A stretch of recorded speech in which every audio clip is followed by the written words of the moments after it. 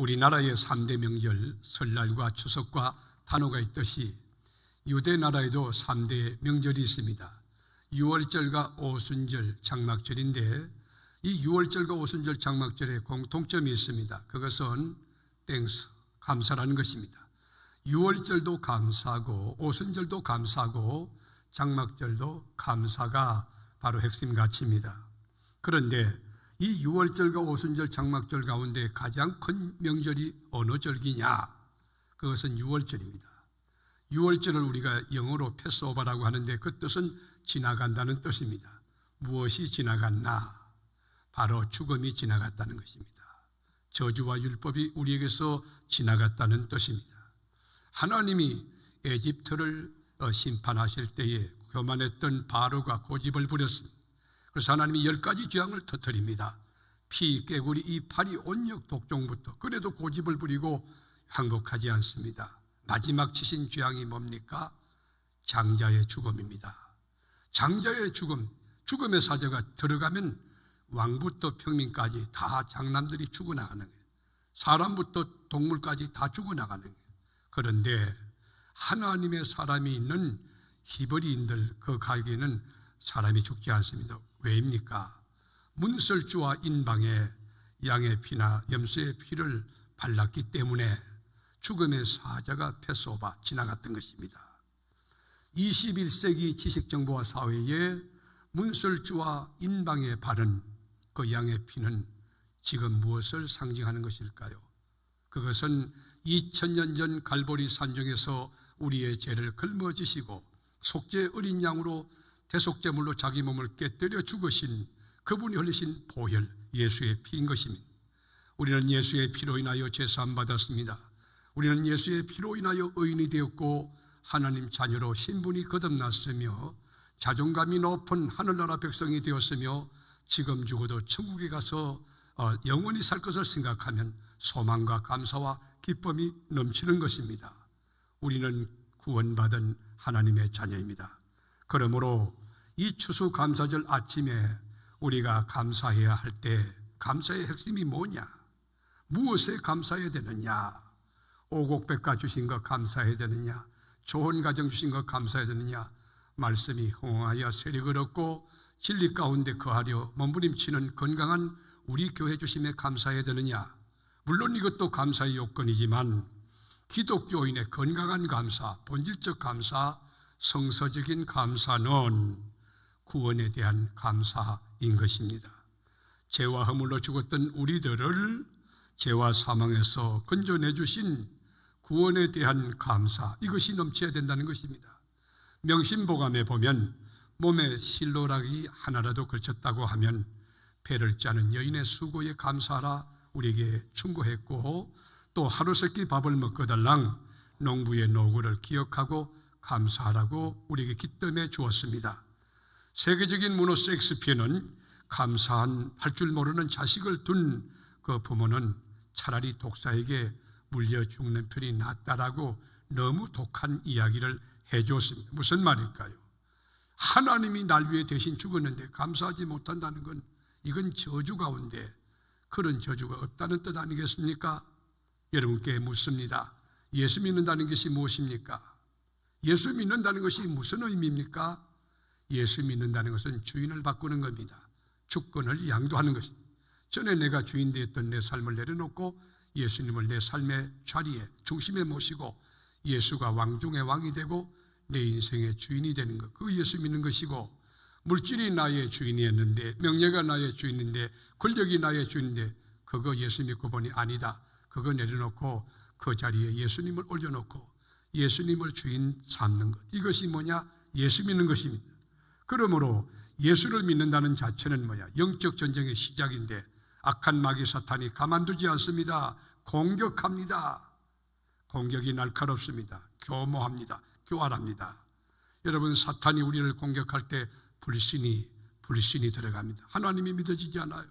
그렇게 뜨겁고 확고한 믿음을 가졌던 믿음의 장부인 그 사람이 교회를 믿지 않습니다. 주의 종을 불신합니다. 그리고 의심합니다. 그 마귀의 공격을 받은 거죠. 그리고 마귀는 분열의 영입니다. 하나님은 하나 되게 하는 영이지만 사탄은 분열합니다. 쪼갭니다. 나누게 합니다. 하나님의 영은 감사케 합니다. 마귀의 영은 불평하게 합니다. 하나님의 영은 거룩한 영입니다. 마귀의 영은 더럽게 하는 영입니다. 이 악한 마귀 사탄이 여러분 공격 수법과 방법이 얼마나 다양한지 마귀 세계에 교회를 공격했던 여러 케이스 경험이 많아서 마귀 사탄들이 교회 공격 연구소를 차려서 거기서 배출되는 박사들, 마귀 박사들이 너무너무 많은 거예요. 교회를 어떻게 할 때 공격할 때 무너졌느냐, 이 주의 종을 어떻게 할 때 무너졌느냐, 성도를 어떻게 할 때 무너졌느냐, 공격의 전략을 너무너무 많이 갖고 있어요. 그래서 위에서 때리칩니다. 옆에서 쑤십니다. 밑에서 여러분 쑤시고 올라옵니다. 교활한 방법, 정신을 못 차리게 혼미하게 그리고 좌절하게 만듭니다. 이 영적인 전쟁은 피할 수 없습니다. 영적인 전쟁은 보이지 않습니다. 영적인 전쟁에는 휴전이 없습니다. 틈만 있으면 공격하는 거예요. 틈만 있으면 마귀가 비지고 들어와요. 여러분 독사가 틈만 있으면 머리를 쫙 굽혀가지고 여러분 틈으로 들어오듯이 여러분 기도를 쉬고 있는 그 틈 들어옵니다. 주의를 범할 때 들어옵니다. 불평할 때 들어옵니다. 불만할 때 들어옵니다. 여러분 하나님의 말씀으로 꽉 채워지고 성령으로 충만한 여러분 되어 악한 마귀 한 길로 왔다 7길로 도망가는 하나님의 사람 되시기를 축복합니다. 그래서 사도 베드로는 우리에게 경고했어요. 권신하라 깨어라. 너희 대적 마귀가 우는 사자같이 삼킬 자를 두루 찾아다닌다. 우리에게 경고했어요. 마귀는 한 곳에 정박하지 않습니다. 예수님을 데리고 성전 꼭대기까지 올라갔던 이 마귀가 어디를 건넵니까? 집사님을 건넵니까? 장로를 건넵니까? 기도하지 않고 영적으로 서지 않는 것은 밥 위에 밥. 한 방에 베드로도 너 밀가부로 타르고 내가 마귀가 너를 청구했다. 여러분 영적으로 건신하여 깨어있지 아니하면 악한 마귀 사탄의 공격에 당할 수밖에 없습니다. 만에 하나 영적 전쟁에서 밀리고 지면 목숨을 잃습니다. 명예를 잃습니다. 용기 잃습니다. 가족 잃습니다. 다 멸망시키고 난 뒤에 마귀가 빠져나갈 거예요. 마귀는 지금도 공격 대상을 찾고 있어요. 어제 영적인 잠을 자는 자 있나? 나태한 사람, 게으른 사람 있나? 하나님 말씀에 불평하는 사람 있나? 불순종하는 사람 있나? 찾고 있어요.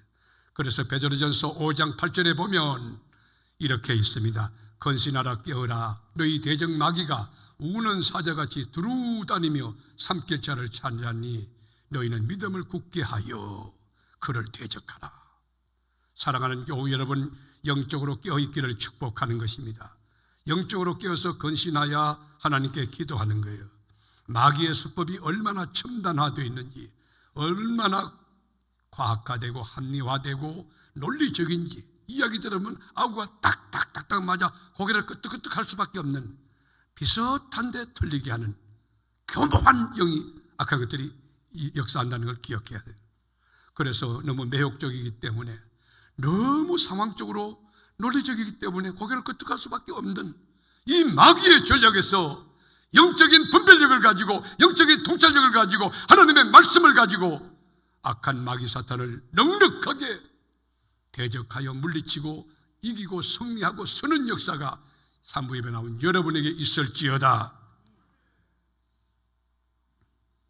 왜 우리가 깨어서 기도해야 될까요? 왜 우리가 건신해야 될까요? 왜 영적 분별력 가져야 될까요? 사탄 마귀가 탐을 노리고 있기 때문에, 우리는 그리스도의 군사이기 때문에 우리가 영적으로 깨어서 기도해야 되는 거예요.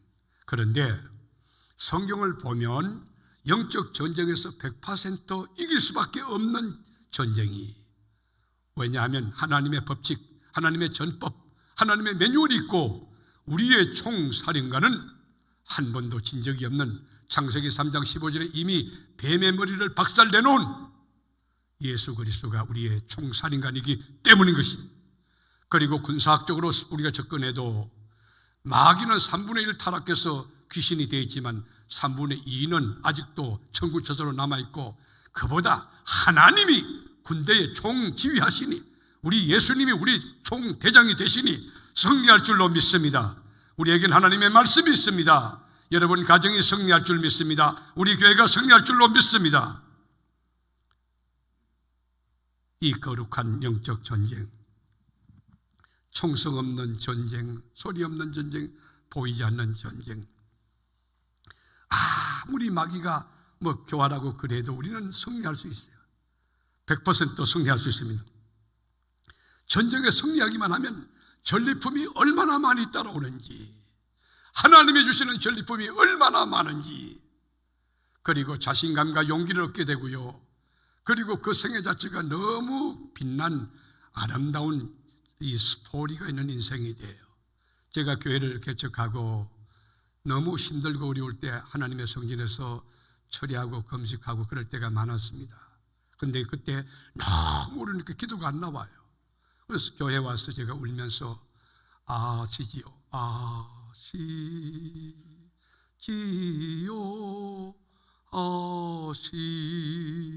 아시지요. 그리고 우는 거예요. 더 이상 기도할 힘이 없었어. 그런데 그때마다 주님이 찾아와서 위로하시는데, 어느 날 한번 제가 교회에서 울면서 그냥 아시지요 그것만 했어.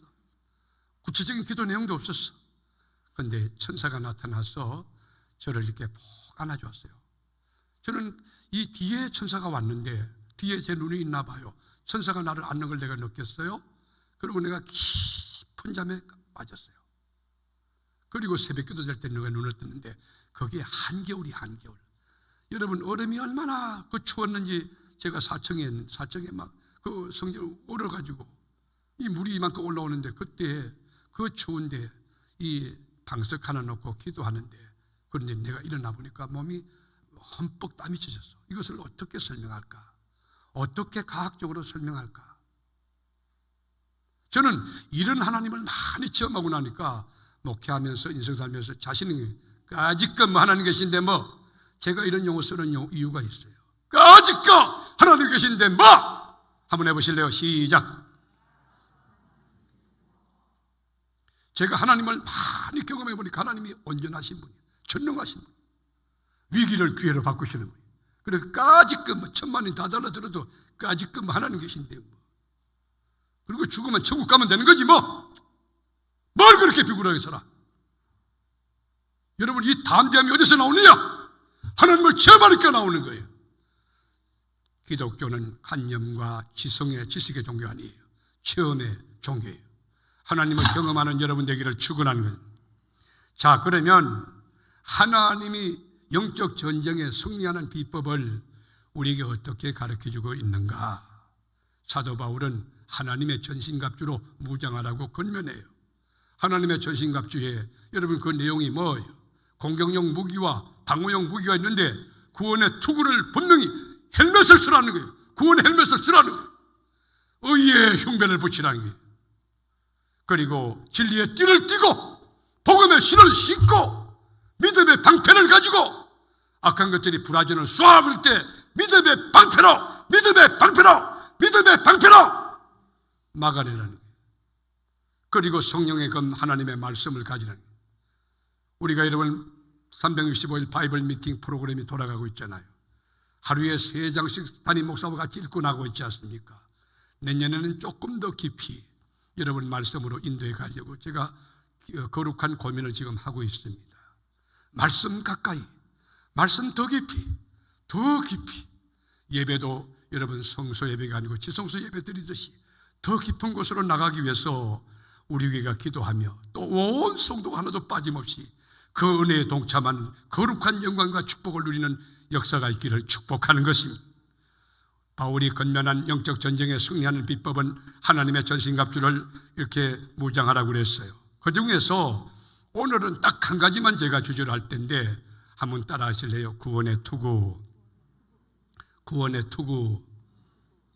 구원의 투구가 뭡니까?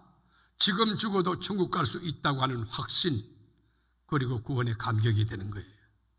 무슨 죄를 지었든지 간에 갈보리 십자가상에서 달려 죽으신 예수의 피가 나의 과거와 현재와 미래죄를 속량할 능력이 있다. 그 예수의 보혈로 나는 구원받았다. 그 예수의 보혈로 계산받았다. 이 구원의 확신을 갖는 게 구원의 투구를 쓰는 거예요. 예화가 적절치 않아 죄송하지만 어느 모 집사님이 절도 행각을 벌였다고 하십시다. 잘못된 일이죠. 비난받아 마땅합니다. 잘못됐습니다. 해서는 안 될 일을 한 것입니다. 그런데 마귀 사탄이 이 기회를 가만둘까요? 집사님이 이렇게 절도 행각을 벌이고 죄책감에 막 몸서리를 치고 있는 그때 찾아와서 하는 말이, 야, 너 예수 믿는다며? 너 교회 집사라며? 근데 남의 물건을 훔쳐? 너 망했어. 너 천국 못 가. 그렇게 말할 때 이 구원의 투구를 벗어 던지고, 그래, 나는 절도 행각을 했기 때문에 이 지옥 갈 수밖에 없어. 그리고 구원을 포기하는 사람이 있는데, 그때에 구원의 투구를 제대로 쓴 사람은 뭐냐? 그래, 내가 절도했어, 잘못했어, 하나님 앞에도 내가 용서를 구할 거고 또 이 물건도 돌려줄 것이지만 2000년 전에 예수 그리스도가 날 위하여 십자가 지고 죽으셨으니 그분이 흘리신 보혈이 내 과거에 어떤 죄든지 지금 짓고 있는 무슨 죄든지 앞으로 지을 모든 죄든지 다 깨끗하게 속량할 능력이 있느니라. 마귀에게 당당하게 선포하는 구원의 투구를 분명히 쓴 세계롭게 성도가 될 수 있기를 축복합니다. 우리 주님의 죽으심이 얼마나 절대적이고 초월적이고 전능하신지 예수님의 죽으심을 헛되이 하지 마세요. 마귀가 그런 것들로 공격해 와서 구원의 투구를 벗어버리고, 여러분 헬멧 없이 총알을 맞으면, 헬멧 없이 포탄을 맞으면 이 머리 날아가는 거예요. 구원의 투구를 쓰는 거예요. 나는 지금 죽어도 천국 갈 수 있다. 믿으시면 아멘 해보세요. 나는 지금 죽어도 하늘나라 갈 수 있다. 예수의 보혈의 능력으로 제사함받고 믿음으로 구원 얻었다. 믿으시는 분들 양손 들고 아멘 해보세요. 저는 한 가지 소원이 있어요. 제가 목회하는 동안 한 영혼도 지옥 보낼 수 없다는 거예요. 제가 목회 철학이에요. 온전하보다 귀한 것이 영혼인데 한 영혼도 지옥 보낼 수 없다. 주님의 이름으로 말씀을 제대로 가르침으로 예수의 보혈이 무엇인지 알게 함으로써 예수를 구주로 믿게 하는, 그것이 제 목회 철학이에요. 요한복음 15장에 보면 3대 큰 비유가 있죠. 잃어버린 양의 비유 있어요. 드라크마 비유 있어요. 잃은 아들 탕자 비유가 있어요. 그게 무엇을 의미합니까? 잃었다가 찾았다는 거예요. 구원에 대한 일, 구원에 대한 일.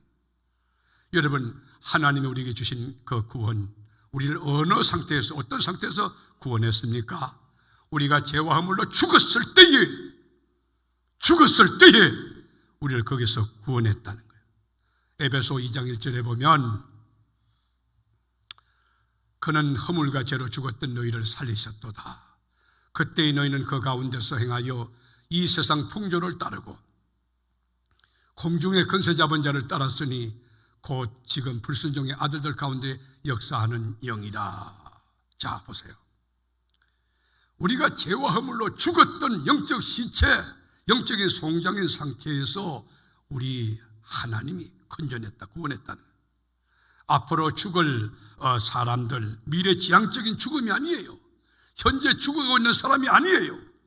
과거에 이미 죽었던, 죄와 허물로 죽었던 우리를 구원하셨도다.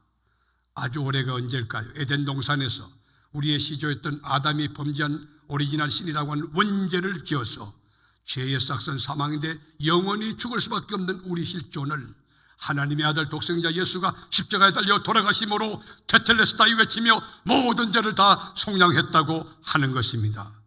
그런데 이 죄와 허물로 죽었다 하는데, 죄는 뭐고 허물은 뭔가? 죄는 하말티아라고 해요. 헬라어로 관역을 빗나갔다, 그런 뜻이에요. 그런데 허물이란 말은 파라포토 마신, 파라포토 마신이 뭐냐면 이 파라라고 하는 이 또 단어는 큐티라고 하는 전치사예요. 그리고 이 피포토라고 하는 것은 떨어진다. 그러니까 가까이 있던 사람을 떼어놓는 거예요. 관계가 멀어지는, 관계가 끊어지는 거예요. 그게 허물이에요.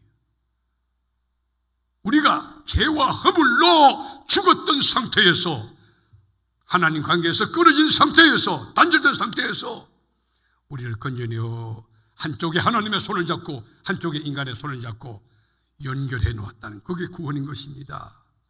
그런데 죄와 허물로 죽었던 사람은 몇 가지 특징이 있다고 바울은 우리에게 분석하여 설명합니다. 첫째로는 죄와 허물로 죽었던 사람들이 죽은 상태로 그냥 스탑하고 그 머물고 있는 상태가 아니에요.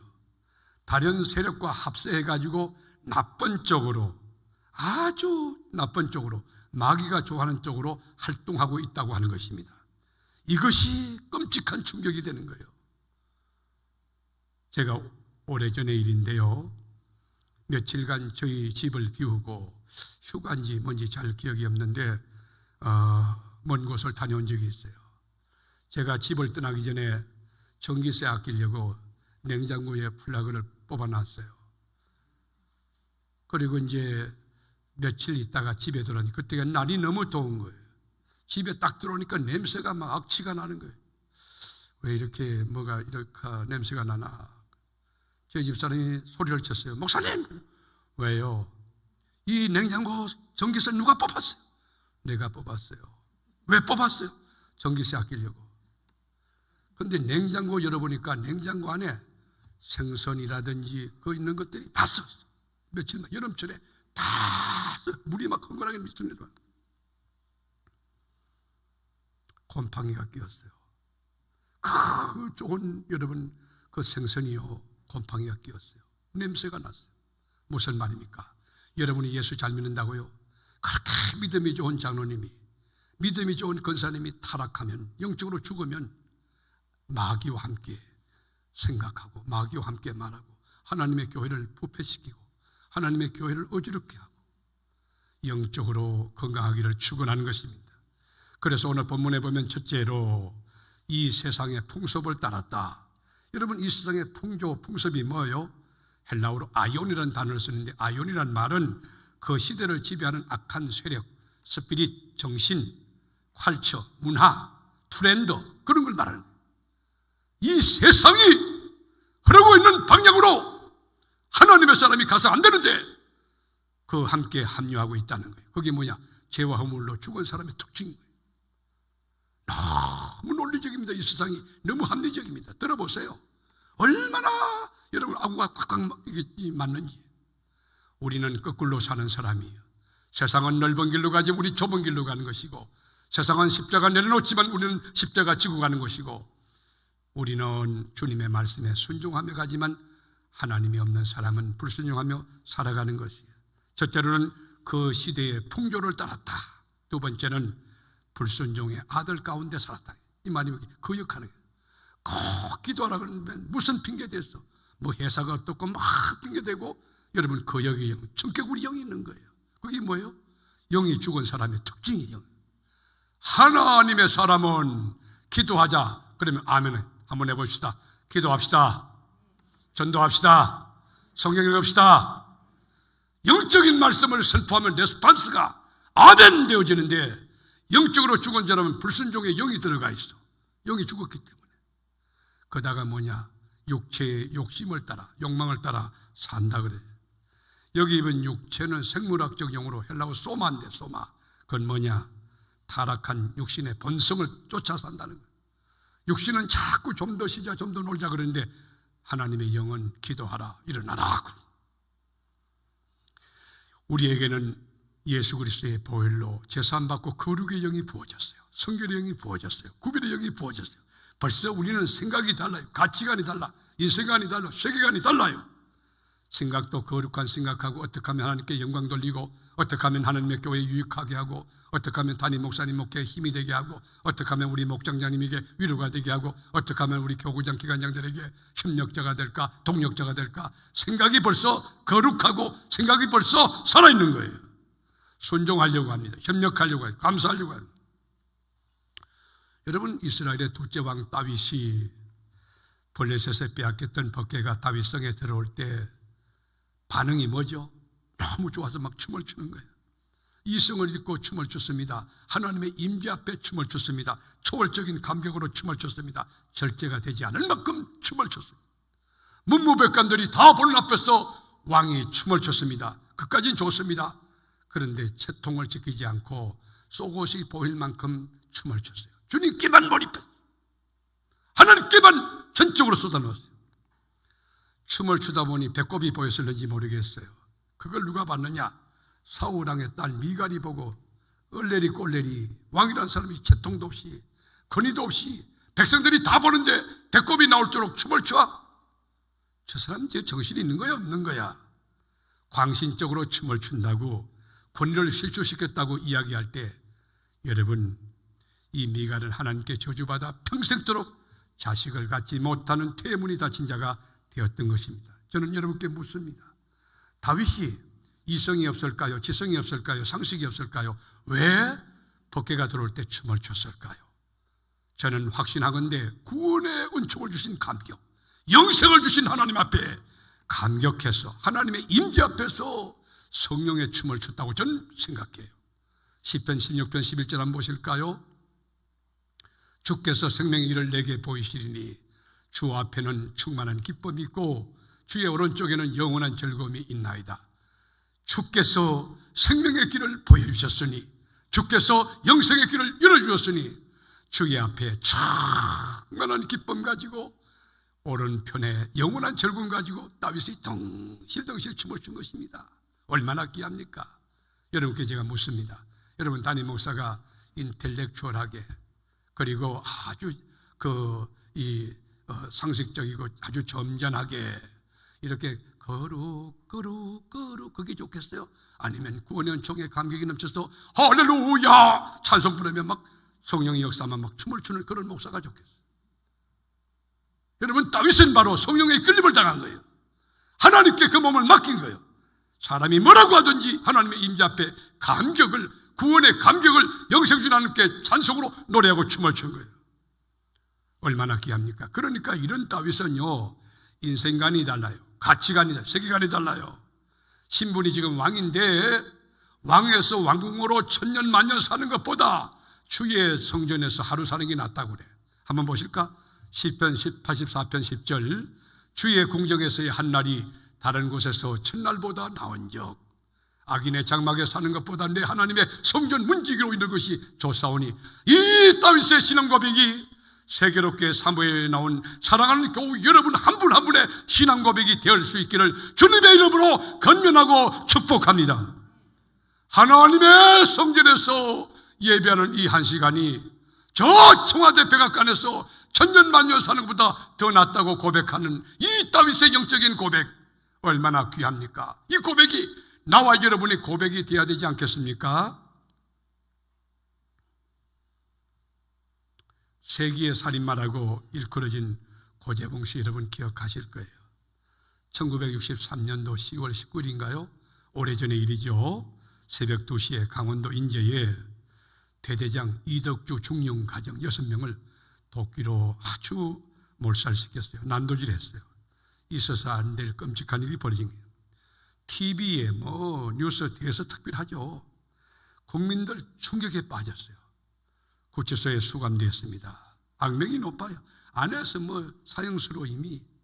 그러니까 이 같은 수용자들도 겁이 다르니까 전부 다들 두려워해요. 구치소장이 그 구치소를 순회하다가 이렇게 고재봉 씨 어떻게 되나 그 독방을 이렇게 쳐다보는데 그만 고재봉 씨가 손가락으로 교도소에 눈을 쑤셨어요. 안경을 끼고 있으니 망정이지 안경이 깨져 버린 거예요. 이만큼 악랄한 거예요. 이렇게 악한 고재봉 씨에게 성서공에서 일하던 집사님 한 분이 기도하는데 자꾸 마음에 감동이 일어. 그래서 성경책을 가져가서 면회했어요. 그리고 폭행용 성경을 넣어줬는데 독방에 심심하다 보니까 성경책을 읽기 시작하네. 그런데 어디서 이 사람이 크게 뒤집어졌냐? 요한복음 3장 16절 다 같이 읽어봐요. 다 같이 함성 시작.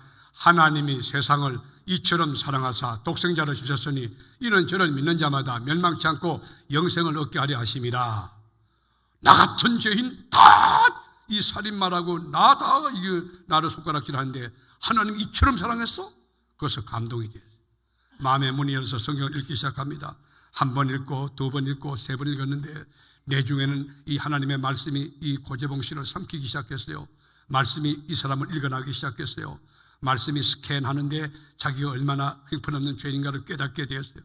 그래서 고재봉 씨 사형수 방에서 매일 밤 성경 읽는 소리 태초에 하나님이 천지를 창조하시나 좋은 재수가 다 듣게 되고, 그리고 밤마다 하나님 앞에 기도하는데 하나님 나 같은 죄인 용서해 주셔서 감사하다고 구속의 은총에 감격하여 기도하며 흐느끼는 소리가 감방에 울려 퍼졌다고 그래요. 얼마나 성령이 역사하는지. 이분이 나는 죄인입니다. 사람을 살인했습니다.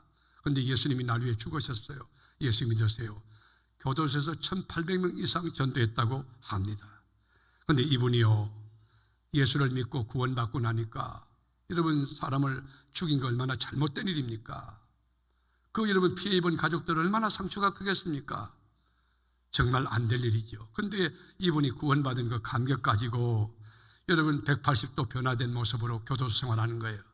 그리고 교도소 안에서 찬송을 부르는데 그분이 수번 5천 번 이 고재봉에 부르는 찬송이 뭐냐? 인내하신 구세주요. 인내하신 구세주요, 내 말 들어서 죄인 오라 하실 때에 날 부르소서. 여러분, 이 고백은 고재봉 씨의 고백이 아니라 나와 여러분의 고백이 되어야 될 줄로 믿습니다. 죄인 오라 하실 때에 날 부르소서. 저는 하나님께 기도합니다. 주여, 저에게 자비를 베풀어 주소서. 저에게 긍휼을 베풀어 주소서. 저를 불쌍히 여기서 저 기도할 때 늘 그 기도해요. 고재봉 씨는 저보다 한 수 높은 영적 세계가 있었던가 봐요. 죄인 오라 하실 때에 날 부르소서. 사형이 집행되던 날 교도관들에 의해서 복도를 걸어갈 때 고재봉 씨가 환하게 웃으면서 동료 죄수들에게 이렇게 멘트했다고 합니다. 예수 잘 믿으시고 출소하면 꼭 교회에 나가세요. 그 이야기를 하는데 여러분 동료 죄수들이 전부 눈물바다가 됐다고 그럽니다. 사형 집행장에서 고재봉 씨가 암송한 말씀이 뭔지 아세요? 요한복음 3장 16절이에요. 하나님이 세상을 이처럼 사랑하사 독생자를 주셨으니 이는 저를 믿는 자마다 멸망치 않고 영생을 얻게 하려 하심이니라. 검찰관이 묻습니다. 마지막으로 할 말이 있습니까? 네, 찬송하면 부를 수 있도록 허락해 주시죠. 그게 뭐예요? 인내하신 구세주요, 내 말 들어서 죄인으로 하실 때 날 부르소서. 21세기를 살아가는 사랑하는 교우 여러분, 우리가 감사할 일이 많지만 본질적 감사, 성서적 감사, 건강한 감사가 뭘까요? 물질과 아이들이 대학 들어가고 직업 이게 승진하고 그런 것 물론 감사할 요인이지만 그게 아니고 죄에서 건져내신 하나님께 감사하는 이 감사를 영원토록 하나님께 드림으로 주님의 기쁨, 주님의 자랑, 주님의 멸류관이 되는 세계롭게 전 성도가 될 수 있기를 주님의 이름으로 축원합니다.